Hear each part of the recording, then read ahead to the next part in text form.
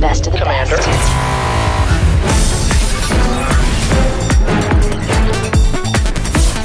We got no regrets. What's the plan? GSL. Kaboom, baby! Go on.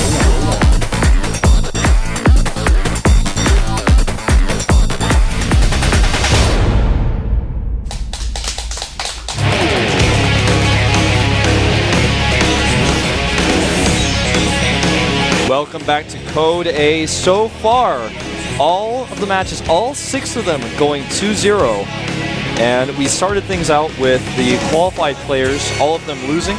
And actually, so far, this has continued, if I'm not mistaken. Yeah, actually, all qualified players, no, except Ace. Ace is the only non-qualified player who lost. He came from the up and down matches and lost 2-0. Yeah, but we have not a single qualified player from the qualifiers that was able to win because Ace was up against another player from the up and downs. So it kind of holds true a little bit. Yeah, Ace losing to that seeded guy. And so now we've got first up against Bbyong here. It's so nice. That seeded guy. That seeded guy, man. Yeah, he took him out. Ace losing to Roro, and now in the next match is going to be first against Bbyong. Yeah, and just take a look at first stats. Showing 2 and 2. That doesn't include his recent performances in GSTL. Not to mention his performances overseas, where he has looked really strong, especially recently. And Bbyong, someone who is just totally new here, able to qualify, and hopefully he can break the trend here if he wants to continue on. This is going to be a Protoss versus Terran match. And in the final of his Code A qualifier, Bbyong met one Protoss player. It's the only Protoss player that he had to play. He was up against Flying, and he won the series with 2-0. And that's pretty important because Flying is actually one of the best Protosses in the Kesper lineup right now. On the other hand, we didn't see him against a GSL player, so this is the first time that he's playing in the GSL actually. Rare had a pretty warm welcome by Hack. Let's see what First is going to do when he's up against Bbyong right now. Yep. We have Entombed Valley coming up, map number 1 in this PVT matchup. He had the GSL round of 48, as by Caldon Wolf. Of course, ladies and gentlemen, whoever loses today is back to Code B, has no chance of ending up in the up and downs or in Code S.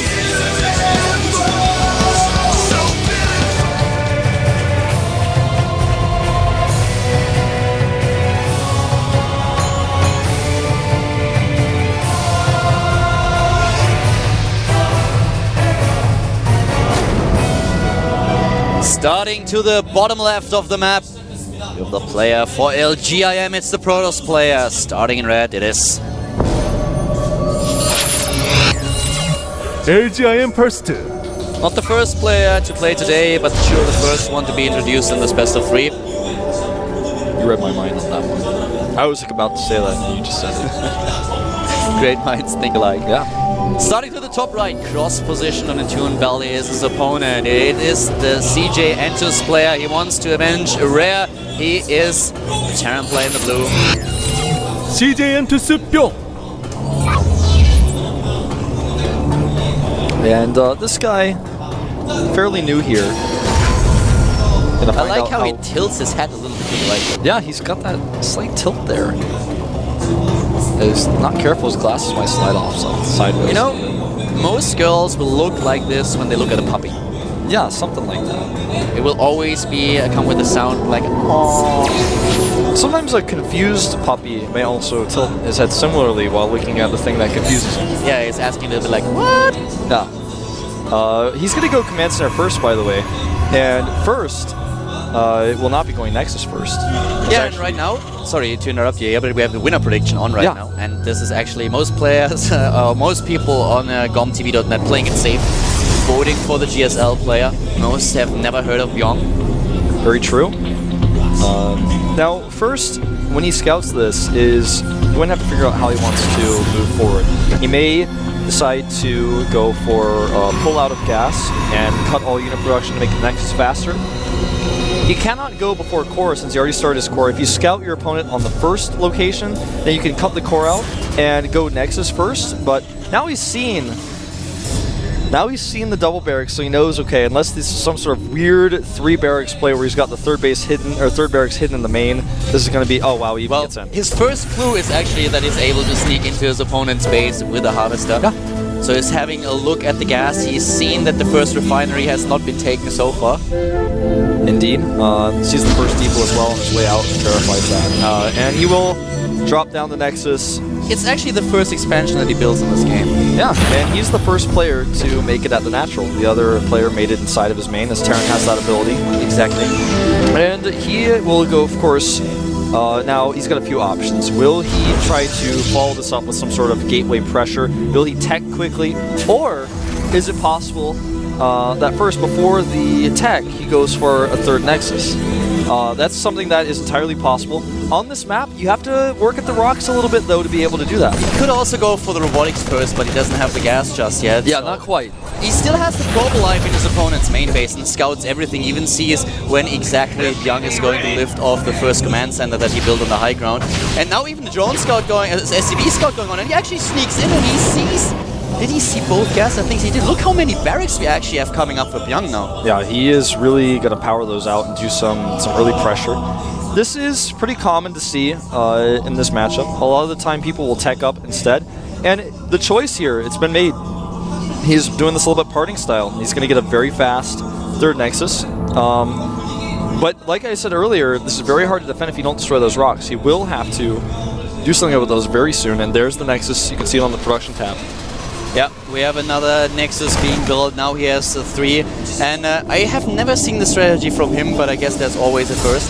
Now we have those Marines rallied across the map, and he is still building quite a lot of them. With all those barracks that he has, it's of course no problem for him to keep the production up, especially since he's been focusing on the minerals for so long. Now we have 2 additional gas, and the Marines are actually able to sneak past, and they get straight into the economy. This is horrible for the Protoss. This is actually the worst thing could happen to him. He has no additional gateways. He's trying to make a sentry right now. He does block them out of his main base. And actually, because he hesitated and he wanted to get into the main, he's only going to lose a few probes. He needs to micro that Stalker, and he does. The second one is being attacked, though. He plays it well so far, but in the end, one Stalker at least dies. Now he has to use his additional probes to wait for the next round of warp-ins, but he could have just traded so much better here. It was still a good trade, but just think about him going into the natural and then taking down all of those probes. It could have been so much better if he just did not hesitate. Now back at home, he's getting his tech lab up. Still has his 4 barracks, and is continuing to produce off 3 of them. The double gas, he will be able to add his factory fairly soon as well. In fact, it should be going down right after his stem with the next 100 gas. And the next wave of Marines is going to be a big problem. He actually does not have those gateways powered up, so this is how you can really punish someone who has that really greedy third base, or goes for a faster robotics instead of gates. But in this case, either way, he doesn't have the gates. And he's going to lose so many probes. Exactly, the probes are really being damaged right now. 36 to 37 harvesters, and first is losing probe after probe. He's losing another 2. He's down to 33 against 38 right now, and he is in so much trouble. Yep. Loses the pylon as well. He's actually going to target the sentry now. Oh, going to get that probe that spawned. No, wants the sentry instead. He can focus another one. No, he doesn't. He really tries to chase down the sentry. He's getting some more scouting information here as well. Did he see the third Nexus with those Marines? No. I don't think he did, no. He actually hasn't seen it. So right now we have... we have Bbyong now building a lot of bunkers at the fort because he wants to defend, and he's on double base against 3. He has the Harvester lead. He has all those mules too. What is he going to do next? He does not know about the third Nexus, and therefore first can use the additional chrono boost that he has in order to rebuild his Harvesters. He lost 13 in total. Yeah, and the resources lost are 1,400 for the Protoss versus 750 for Bbyong. That means almost double. But he has a lot of production. Now the SCV finds it. Now he knows what's going on. He's going to really need to use this drop play to the best of his ability. He starts the reactor on his factory so he can get that starport reactoring out those medevacs as soon as possible. He is likely going to be able to hit that 2 medevac with +1 combat shields. Bunch of Marines coming out. He's once again walking around the Zelnaga Watchtower. Will he be spotted though? The Marines are... Yep, sees them. Yeah, he sees the Marines, and now he's immediately running back with those Stalkers. And the rocks aren't dead though. That Bbyong built another command center as soon as he spotted this third base for first. He needs to warp in some units at the pylon. He's busy microing against these Stalkers, but he's going to lose a lot here. The Zealot's actually just being targeted down. He walks in and he can take down the Harvesters or control the ramp, either one of them. And he tries to control the ramp. One Stalker gone, tries to take down another one. Stim is done. Yep. He kills Great one, force fields, though. One probe, he's able to get another one, but he tries to take down those those Stalkers too. And again, the probe's not killed this time. He will lose Marines pretty cost efficiently, but the base still is saturated. He could have just used a small amount of his Marines in order to dash in and take down Harvesters. 2 or 3 would have been fine, and he would have killed several Harvesters. Yeah, with a stim, he has just a huge damage output that he would have been able to take down a lot of workers. Now the worker count is 65 in favor, 67 in favor of first against 57. Now here's something that's really important, is the forges are just now being started, the 1120 mark here. First has no upgrades, whereas the opponent's wearing +1 armor. He's got stim, combat shields, concussive shells, the first 2 medevacs.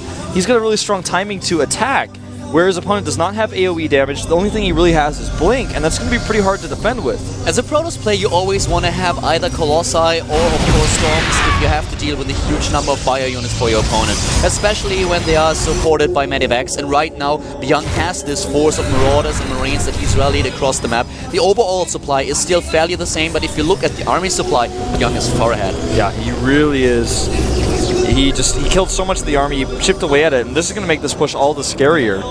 This is such a strong force coming in. If he gets that position at the natural with the concave on the other side of the choke point, it's too late. He's stimming up, and those sentries, they can't really force field. Bbyong with the position that he can make happen. He takes down every single zealot there is, and now the force fields actually work against the Protoss player. So many of the Stalkers already done, and look at all these reinforcements just running up the ramp. First may just die here. There's more units being rallied across the map. He's going to lose another Stalker. Blinks away. First may just lose the first game. Yeah. You suddenly have all those probes just jump up in one big chunk, and now they are dying one after another. Taking out more Stalkers here. The Zealots are posing somewhat of a problem, but the +1 upgrades on these Marauders just makes him shred through those units so quickly. More Marines coming in the back. His Stalkers have nowhere to run. He can only blink, but he'll blink on top of Marauders. He's down to 63 This is going to be game against 120, and unit after unit walking across the map, putting additional pressure onto first, and I think he's going to crumble. Yeah, he certainly will. Charge is done, but very few Zealots left to use it. And he blinks back, but he can't blink his way to victory here. Bbyong has done it. 3 mining bases, not enough to stop this. GG. First with a loss in game number 1, and CJ enters Bbyong. He takes the first game, and well, Bbyong just knowing that he could do this attack and really commit to it because he killed army time and time again. It's no secret to him that he left the probes alone, that the third base has been up for a long time. He knows that. But he's like, it doesn't matter if you've got the money if you don't have the army to defend your bases with. And then if I kill all of your army, you can't fight me with probes. Can't do that. Yeah, it was really well done here by Bbyong, and now he finds himself in the lead against the GSL player. He is one of the players that came out of the qualifier, as mentioned before, and if he continues like this, he might be able to be the first one who won a qualifier grid to advance to the second round of Code A. Yeah. Well, so far, he at least gets the first win for those players who qualified. Everyone else has found themselves losing 2-0. So breaking the trend here a little bit. He doesn't seem too nervous here. He seems really collected. Yeah, it's like he's actually just floating on that chair. First, not looking too down either, just knowing the mistakes he made. He looks like a little bit concerned, but not nervous at all. Hey, look at that smile, man. That is the kind of smile you need to go into game number 2. Well, the next map is Cloud Kingdom. Map number 2, not the first. Yes, it is in fact the second. Guys, we are going to start this, of course, in just a few seconds, waiting for the players to get ready in the lobby. We have another game between Bbyong and First. I really don't want to cast Bbyong against Bbyong. That would be a pretty difficult match to cast. Players are ready. The countdown has started, making sure their hands are warmed up. Look at Bbyong. He looks like a trained killer. The funny thing is, from looking at it, actually, we will have one Code A qualificant. What do you say that? Qualificant? Does it exist? I think you should just say qualified player. How boring. Well, game number 2 is starting, ladies and gentlemen, so let's get started with Cloud Kingdom between First and Bbyong.